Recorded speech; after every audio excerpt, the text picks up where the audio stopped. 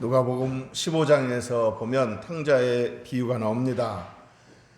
둘째 아들이 아버지가 미리 상속해 준 돈을 가지고, 재산을 가지고 먼 나라로 가서 허랑방탕하게 이렇게 다 탕진하는 내용이 나옵니다.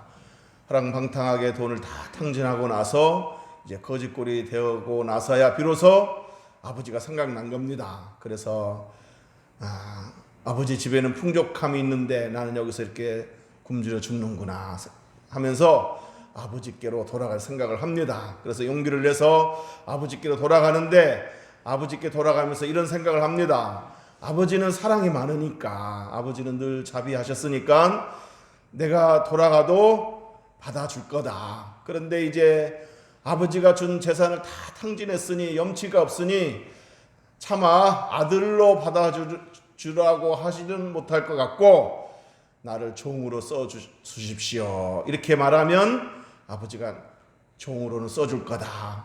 아버지는 사랑이 많으니까 나를 내치지 않으시고 아들로는 아닐지라도 종으로는 써주실 거다. 이렇게 받아주실 거다. 이런 생각을 갖고 아버지 집으로 향했습니다. 그런데 아버지 집에 이제 다다랐을 때 아버지가 멀리서 보고 아버지의 반응이 어땠습니까? 그야말로 우리식으로 말하자면 맨발로 달려가서, 성경에 뭐라고 되어 있습니까? 목을 어금맞기고 입을 맞추고 끌어안고 크게 환영을 했습니다. 그리고 종들을 시켜서 좋은 옷을 가져와라, 가락지를 가져와라, 신발을 가져와라 하면서 정말 내 아들은 죽었다가 다시 살아났다, 잃었다가 다시 얻었다 하면서 아들로서 이렇게 받아주는 아버지의 모습을 그 비유에서 볼 수 있습니다. 여기서 이 아버지는 하나님의 모습을 비유한 거죠. 자, 그러니까 무슨 얘기냐면 아들이 생각했던 아버지의 사랑과 실제로 아버지가 이 아들에게 베풀어준 사랑과는 큰 차이가 있었다는 겁니다.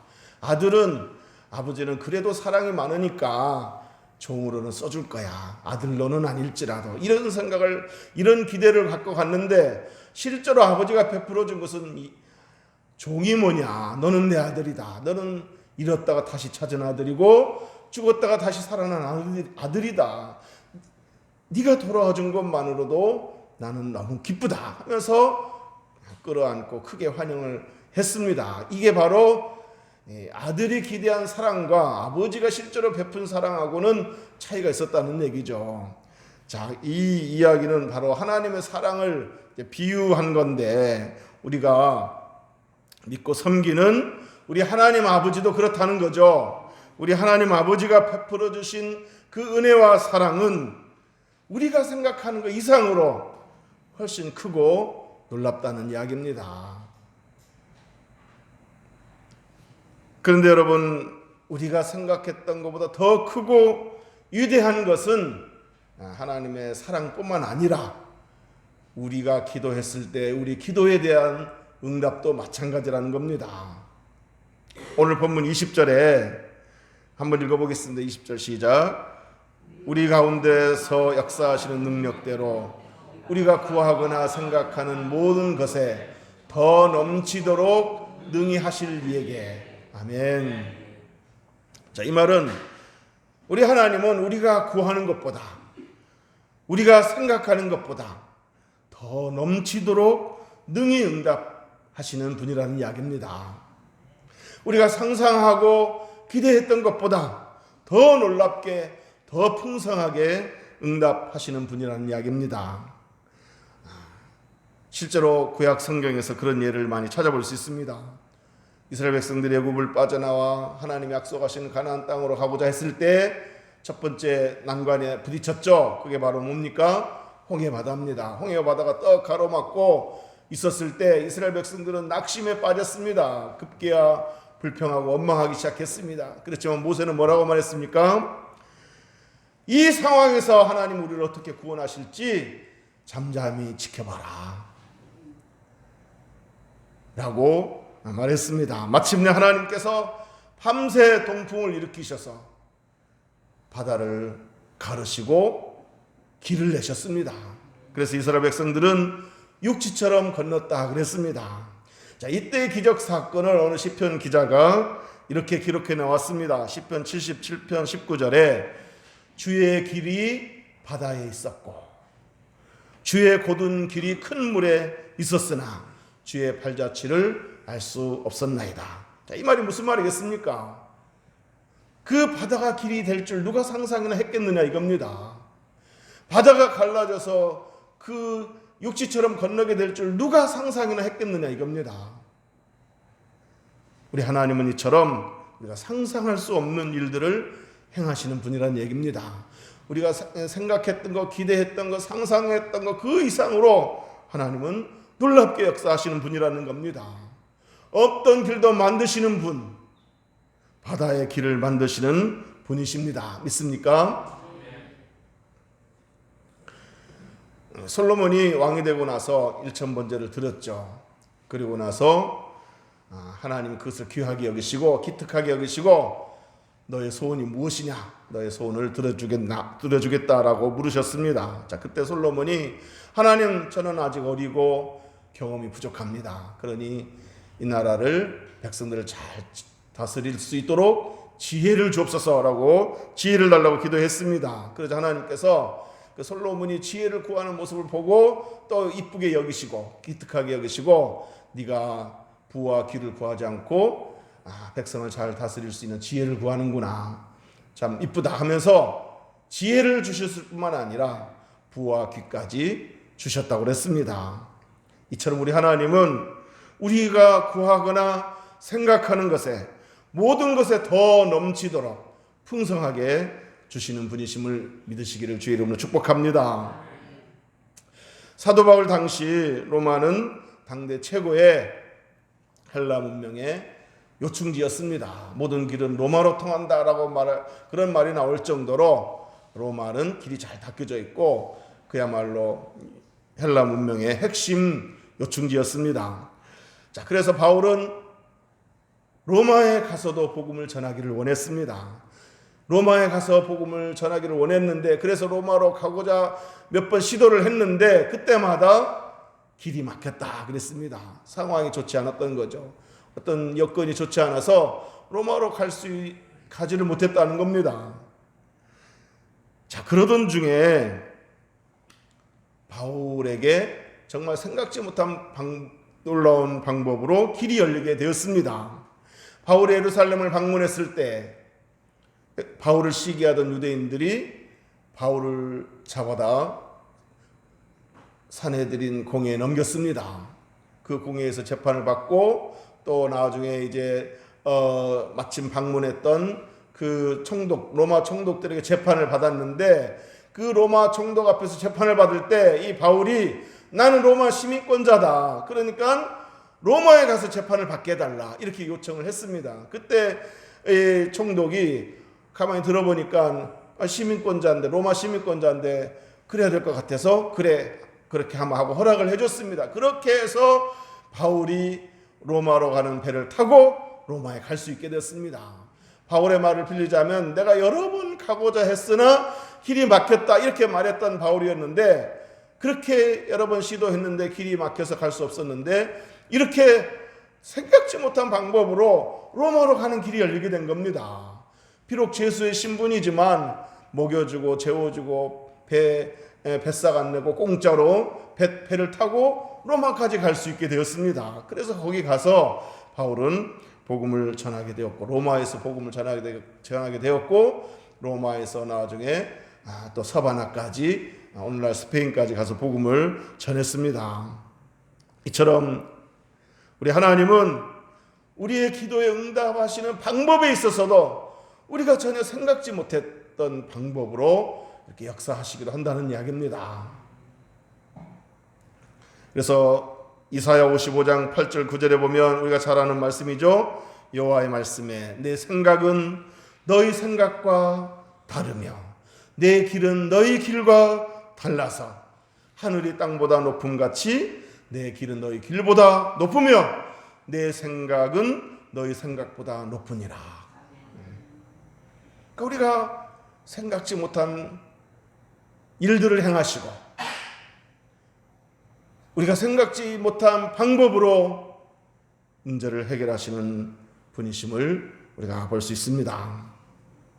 오늘 본문에 우리 하나님은 우리가 구하거나 생각하는 모든 것에 더 넘치도록 능히 하실 분이라고 했는데 이 말씀에서 우리가 중요한 교훈을 얻을 수 있습니다. 우리가 기도할 때 그냥 막 간절히 기도하는 것보다도 간절히 기도하는 것도 중요하지만 막 이렇게 간절히 기도하는 것도 중요하지만 그보다도 내 기도를 들으시는 하나님이 어떤 분인지를 묵상하면서 그것을 알고 그것을 이렇게 묵상하면서 기도하는 것이 더 중요합니다. 오늘 본문에 뭐라고 그랬습니까? 우리 하나님에 대해서 뭐라고 이렇게 묘사했습니까? 우리가 구하거나 생각하는 모든 것에 더 넘치도록 능히 하실 이에게. 어떤 분에게 기도한다고요? 우리가 구하거나 생각하는 모든 것에 더 넘치도록 능히 하실 분에게. 그러니까 우리가 기도할 때 우리의 기도를 들으시는 분이, 우리의 기도에 응답하시는 분이 어떤 분인지를 잘 알고 그분을 이렇게 묵상하면서 기도하는 것이 더 중요하다는 얘기예요. 우리 하나님은 우리가 구하는 것 이상으로, 우리가 상상했던 것 이상으로 더 놀랍게 역사하실 분이라는 것을 이렇게 깊이 인식하면서 묵상하면서 기도할 때 내 기도가 더 힘이 나게 되고 더 큰 확신이 생기게 되는 겁니다. 그래서 기도할 때 그냥 기도하지 말고 이렇게 약속의 말씀들을 이렇게 묵상하면서 하나님 이렇게 약속하시지 않았습니까? 그리고 하나님은 이 약속을 너에게 지키실 분 아닙니까? 하나님은 신실하신 분 아닙니까? 그리고 능치 못할 것이 없는 분 아니십니까? 이렇게 하나님을 묵상하면서 그 말씀을 주장하면서 기도할 때 내 기도가 더 살아있게 되고 기도하면서 확신도 들게 되고, 하나님을 묵상하지 않고 기도하면 아무리 간절히 기도해도 마음에 어떤 확신이 생기지 않습니다. 그러나 하나님은 어떤 분이라는 것을, 내 기도를 지금 듣고 계시고 그리고 내 기도를 듣고 계시는 분이 바로 이런 분이다 하는 사실을 믿고 묵상하고 그것을 의지하면서 기도할 때 우리 기도가 더 힘이 나고 또 응답에 대한 확신이 더 생기는 줄로 믿으시기를 주의 이름으로 축복합니다. 그리고 또 오늘 본문에서 주목해야 될 사실이 하나 더 있습니다. 뭐든지 능히 하실 수 있는 분이 우리 하나님이라고 그랬는데, 우리가 구하거나 생각하는 것에 더 넘치도록 능히 하실 분이 우리 하나님이라고 그랬는데, 그 하나님이 어디서 역사하신다고 그랬습니까? 누구 가운데서 역사하신다고 그랬습니까? 오늘 본문에 보면 우리 가운데서 역사하시는 능력대로. 누구 가운데서 역사하신다고요? 우리 가운데서 역사하신다고 그랬습니다. 근데 이 우리는 어떤 우리겠습니까? 하나님을 믿고 기도하는 우리, 하나님의 그 신실하심을 신뢰하면서 기도하는 우리, 그런 우리 가운데 역사하시는 겁니다. 그냥 아무 생각 없이 그냥 막 이렇게 길게만 기도한다고 해서 막 소리치고 부르짖으며 기도한다고 해서 되는 게 아니고, 우리 하나님은 우리가 구하는 것이나 생각하는 것에 더 넘치도록 능히 하실 분인데, 그분은 바로 나에게 응답하신다.